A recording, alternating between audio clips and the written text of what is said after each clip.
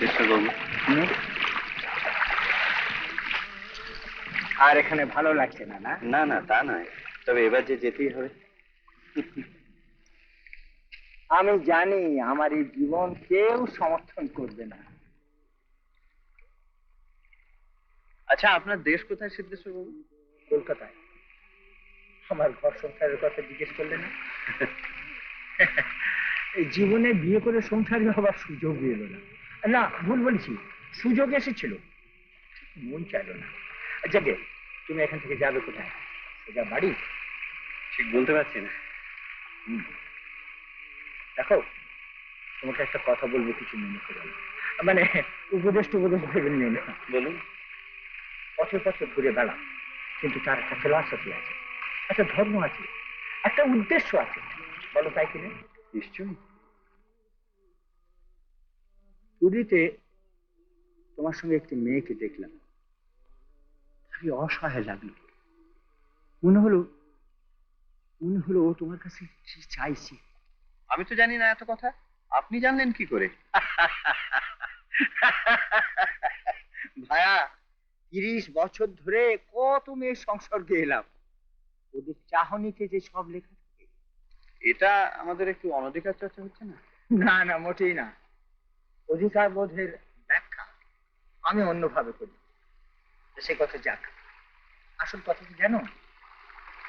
যদি দেখি কোথাও একটা জীবন অসহায় ভাবে নষ্ট হতে চলেছে, ভারী কষ্ট হয় আমার। নিজের জীবনটাকে একেবারে নষ্ট করে যখন জীবনের মূল্য বুঝলাম, মাচ টু লেট।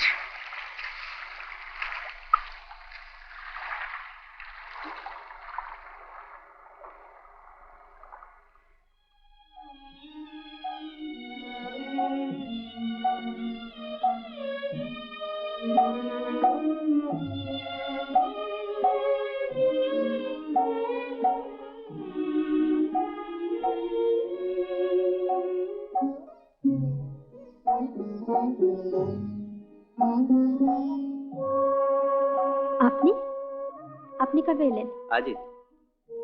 ছোট বৌদি আর আমি আপনার খোঁজ করতে গিয়ে শুনলাম আপনি চলে গেছেন। ভেবেছিলাম দেখা হয়তো আর হলো না। হ্যাঁ, মহিমবাবু বলছিলেন। তারপর আপনারা সব কেমন আছেন? আছি একরকম। সমুদ্র স্নান কেমন হচ্ছে? ওরা রোজই করেন, আমার ভাল লাগে না। কেন? এমনি। চলুন একটু ছোট বৌদির সঙ্গে দেখা করে আসি। সেই ধর্মশালাতেই আছেন তো? হ্যাঁ। চলুন একটু বকুনি খেয়ে আসা যাক।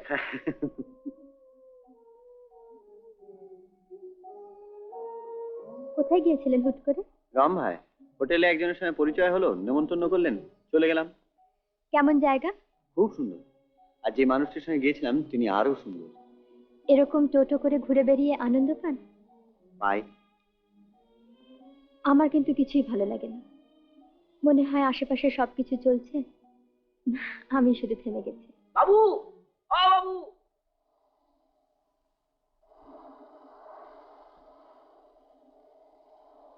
আরে একটা কথা বলছিস, এত অকৃতজ্ঞ হলে কি করে? হ্যাঁ, সবাই কিন্তু আপনার উপর খুব চেটে গেছে। চলবে না, অমন ছেলের মুখ দেখতে আছে? আমরা এতগুলো মেয়ে একলা আছি, একটা খবরও তো নাই মানুষের। আচ্ছা, অন্যায় স্বীকার করছি। ব্যাস, সব জল হয়ে গেল। তোরা এমনি বুঝেছিস, তোরা এমনি। প্রথমটা কি হ্যাংলা মোটাই না করতে পারিস তোরা, ব্যাস তারপর একদিন হুট করে হাওয়া।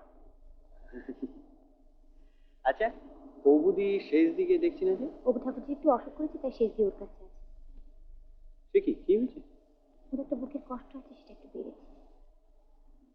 এবার কিন্তু আমার খুব খারাপ লাগছে, আপনি আমাকে কিছুই বলেননি। চলুন ছোট বৌদি, ওকে দেখে আসি। দরকার হলে মহিমবাবুকে বলে একজন ডাক্তার আনা যাবে। চলুন।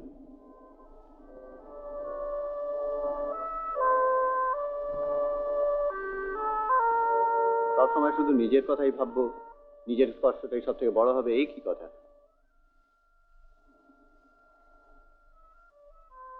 তার আগে আপনিই বলুন না, কি অন্যায় করেছিলাম আমি যে আমাকে ভাবে কষ্ট পেতে হবে? মুছে ফেলুন মন থেকে। অত সহজে হয় বুঝি? জানেন আপনি কিভাবে অপমান করেছে আমাকে?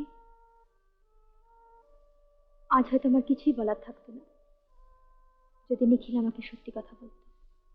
দেখুন, এই নিয়ে যত ভাববেন তত বোঝা হয়ে দাঁড়াবে। আপনারা সবাই তো শুধু এই কথাই বলতে জানেন। এটা বোঝেন না কেন মন বলে একটা জিনিস আছে, সেখানে হুট করে একটা কিছু ঘটলো আবার হুট করে সরিয়ে দিলাম, যেন ধুয়ে মুছে চান করে উঠলাম। পারা যায় নাকি? না, তা পারতে বলছি না, তবে যা ঘটে গেছে তা আঁকড়ে ধরে কষ্ট পেয়ে তো কোনো লাভ নেই।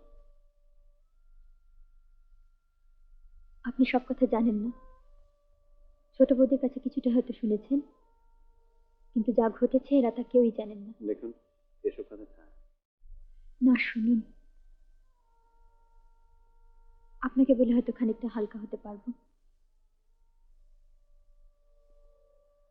আমার জেদ দেখে বাবা শেষ পর্যন্ত নিখিলের সঙ্গে বিয়েতে রাজি হলেন, কিন্তু তারপর থেকে নিখিলের মধ্যে একটা পরিবর্তন লক্ষ্য করলাম। প্রতিদিন মনে হতো সে যেন বদলে যাচ্ছে। একদিন থাকতে না পেরে বললাম, কি হয়েছে বলো তো নিখিল? কি আবার হবে? কিছু না। আমি কিন্তু বুঝতে পারছি কি বুঝতে পারছি?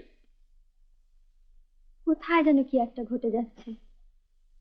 বাইরের ব্যাপারে অবশ্য তোমার কোনো তফাৎ নেই, কিন্তু মন যে অন্য কথা বলছে নিখিল। কি জানি, আমি তো কিছুই বুঝতে পারছি না। বরং তোমার ধৈর্য আর সাহস থেকে অবাক হচ্ছি। বাড়ি শুধু সবার সঙ্গে আমার জন্য লড়াই করে জিতলে। এছাড়া অন্য কি উপায় ছিল বলো? হ্যাঁ,